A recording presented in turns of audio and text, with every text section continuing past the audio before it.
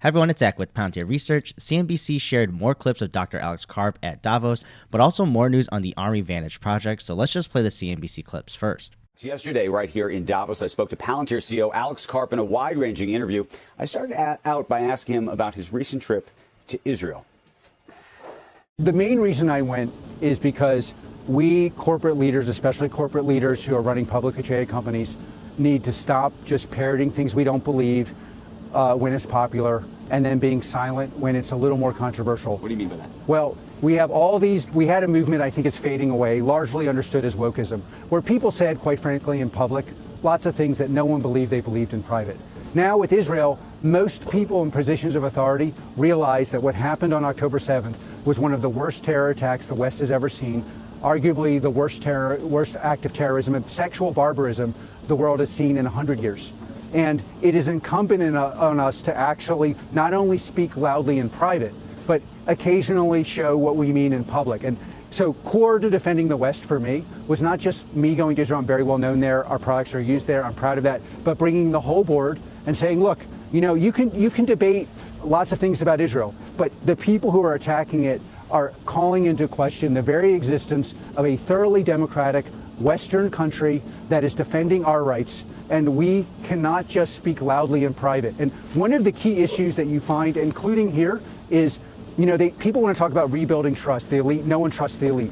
Yes, but how could you trust the elite if everything you're saying is a half-truth at best? You ran a full-page ad in the New York Times after the tragedy that we saw in Israel.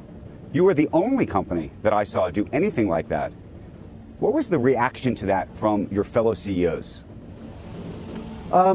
Look, there are a lot of people who are like, you're beep, beep crazy. You're going to get in a lot of trouble. People are going to call up and yell at you.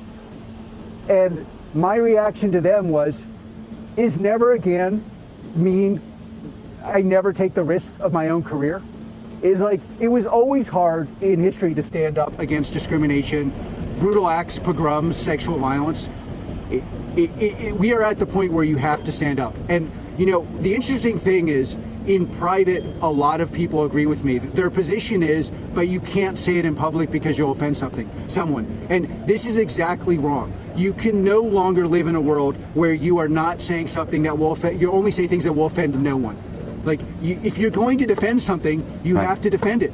But then what's your view about companies that were speaking out on lots of other social issues that I think you don't think that they believed in? So the core reason why people who are basically decent, wonderful people in America have basically no trust in the elite is everyone senses that they spoke out on things they actually don't believe in, and they set a precedent. The precedent that they set was, I'm going to speak out about moral causes.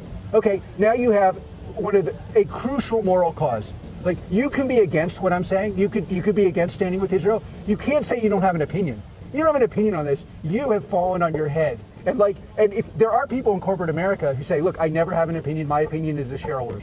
I actually am sympathetic with them. But if you spent the last 5 years lecturing us about all sorts of things that no one believes you believe in private, you can't just wake up the next day and say, oh, I can't speak about this thing I believe, or say I have no opinion. And it is crazy ridiculous, and it undermines the fabric of our democracy because no one believes it.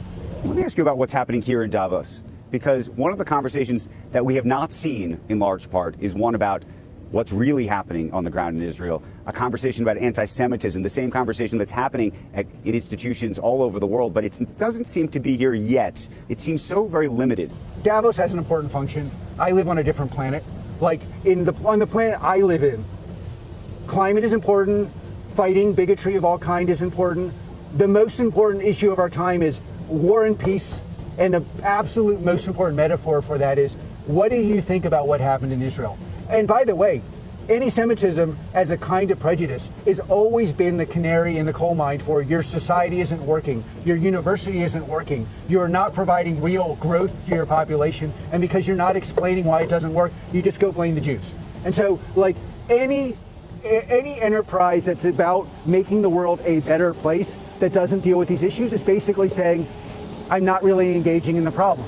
And this is not just a problem here, it's a problem with all sorts of institutions, from our higher education to fake discussions in corporate America to international conferences. And Like, I don't know why it falls on me to say the obvious, but this is obviously just shows you you're not talking about the real problem. Can you speak to your recruiting efforts and how you're changing them in terms of where you plan to recruit people from and how you think about what used to be the most prestigious schools in America? Look, Palantir, in all modesty, has been way ahead of the curve. We test everyone. You went to Harvard, we test you. You went to University of Colorado, you went to go to community college, we retest you. In the 50s in America, if you were a Yale degree, Yale alum, and you got retested, you'd be offended. The legitimacy of our institutions is so much weaker, everybody's going to move to our methodology. You have to retest. Until we reform our institutions, I don't know what a grade is. I know what our test is. And when you say reform our institutions, what does that mean? Look, across democracy in the West, we have a large focus on what we pay, not what comes out. In tech, we have an absolute myopic focus on what comes out, not what goes in. And like, our institutions have to move from what did we spend to what did we get. And that's very, very scary because the outcomes are unfair. And that's why I'm actually still a card-carrying progressive, because we have to take care of the people who are not going to benefit from the AI revolution, who are not going to participate, who need remedial help. But the reality of what the West needs to do in every institution is it does not matter what you spend. It matters what you get. And by the way, if there's one lesson of software, the single thing that America does better than any other country, it's not input, it's output. Let's just go around the world and talk about the state of play. Ukraine. You're working with Ukraine. You've been working with Ukraine for a very long time now. There's $50 billion they're waiting for from the United States. What do you think is going to happen? Look, I don't know what the Congress is going to do. I talk to people all over America, some of whom are skeptical. You have to move away from the intellectual arguments and think of this as, it's like prison. We show up weak there, we will be taken advantage of, not just by Russia, but by Iran and by China. So even if you do not agree with what Biden's doing, what I happen to think we should do, you cannot afford the president of the West loses. And we should do whatever we can to help. And then if you go around Well, let me just ask this. I spoke to President Zelensky yesterday about what his future would look like if former President Trump becomes the president again. I'm curious what you think of that question. Look, you know what? You don't want to box in the next president of the United States. We have to figure out a way to make these things work. Israel. How much longer does this go on? And is there a way to effectively eradicate Hamas without more civilian casualties, Palestinians? Despite what you may be learning at your institution of higher learning, this is all about making Iran feel that this is no longer acceptable. At the moment Iran feels the cost is too high, this will change. And there's no other way to change it.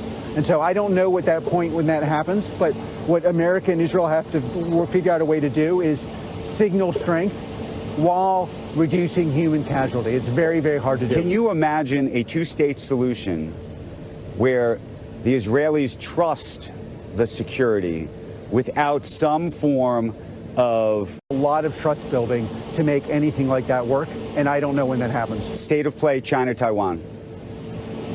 I'm more worried about China than almost anyone I know, but it's mainly because the Chinese economy is clearly going to underperform the American economy, and if America actually begins to invest as much as we should in AI-related defense systems, every day that goes by, we get stronger. And the obvious reaction to that from a dictator is to say, oh, wait, I'm stronger today than I will be tomorrow. And so I'm structurally more worried about that than most people. Perhaps one of the other big topics here, not geopolitical, but technology and innovation, is AI. Can't go down the street without somebody talking about AI. Sam Altman is here. He's become an it boy, if you will, of the AI movement.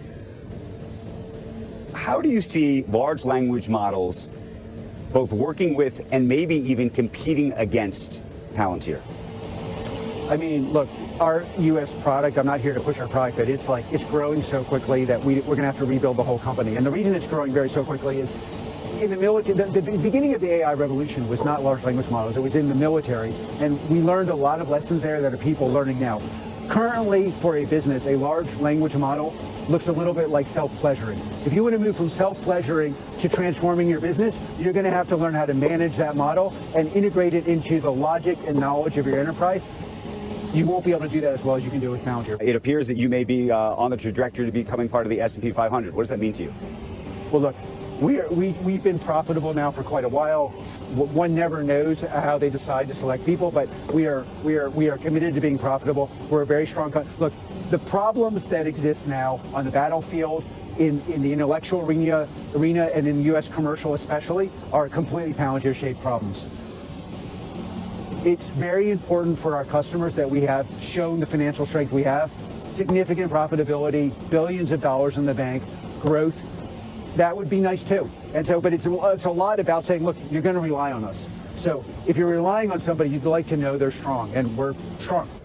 When you think about the business, briefly when we were talking about AI, you said at some point we're just going to have to remake the entire business. What does that mean? Look, when you the shape of problems now is how do you move soldiers around? How do you move missiles around? How do you rebuild your enterprise? The differentiated value of enterprises is going to come completely down to, can you do that? And that is so strong on the outside that, of course, it's changing how we do things on the inside. And what does that mean? Well, our go-to-market has to be different. We're doing we did hundreds of boot camps last year as compared to like 72 pilots the year before. It's just a question of embracing the fact that the revolution is bigger than we are. So I'll let the clips speak for themselves, honestly, but long story short, Israel Palantir will always continue to support and isn't afraid to do so even with the full-page ad and moral causes from other companies. Karp points out that the hypocrisy of picking and choosing, whereas true free speech, mind you, I'm talking about protected political speech context, someone will always get offended, so you might as well defend your principles, and in this case, Israel. But also, they covered their recruiting at Palantir, testing everyone regardless of their prestige of your university, because frankly, they believe the reputation of these higher learning places have declined, while also talking about hot button issues on the next administration from the election, with all of these issues from Ukraine to Israel. And Andrew asked the hot questions if they can eradicate Hamas with minimizing civilian Palestinians. And Karp points out the big picture here that not a lot of people are talking about is really pushing Iran to know that this kind of terrorist backing is not acceptable. And then Andrew kept pushing on the two-state solution, where Karp just said he can't see it unless there's a lot of trust. And then with China, and I'm in full agreement with this as too, the Chinese economy will be main driver, of course, for any outlash that they do onto the global stage, which will turn into a Taiwan issue, honestly. And we finally get the financial performance too at the end with a little bit. And really the gap profitability and S&P inclusion was the focus to show customers that they're able to survive and have a sustainable business model as well as continue serving them. And our only numbers that Karp actually gives is that saying they did hundreds of boot camps last year in comparison to 72 the year before, aka 2022. So hopefully more clips come out from this interview, but not surprising at all in the topics covered.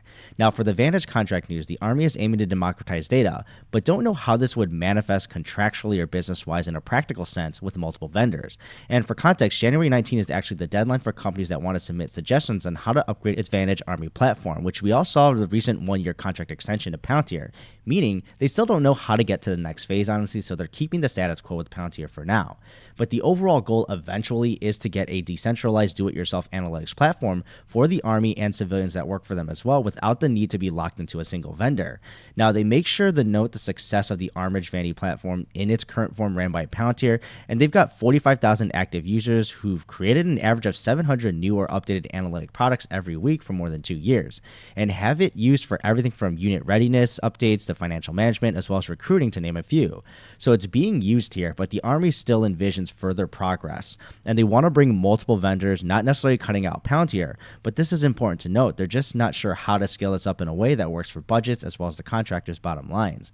And it's not a technology issue per se, which I'm not surprised at that they didn't point out. With Palantir's infrastructure set up, it seems like that would be what they can do. Palantir's products typically have these connectors to play with other vendors, since they are a layer above those truly to play together now on that cloud side.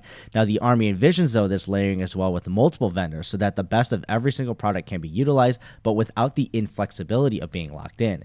So on a practical sense, we don't know how this will manifest and if it'll be a net gain or loss for Palantir, but if you think of them as an enabler of this Army vision, then it may hit them in the short term, but they're also depending on them to keep the infrastructure up in place. Or the difficulty right now is just manifestation of the competition being inadequate to fulfill this kind of vision for the Army. So we'll see how this plays out, especially when the Vantage contract extension runs out, and if there will be a renewal for Palantir or an all new kind of contract set up to accommodate this end goal for the Army. But thank you for watching today's Palantir Daily, and I'll see you in the next video.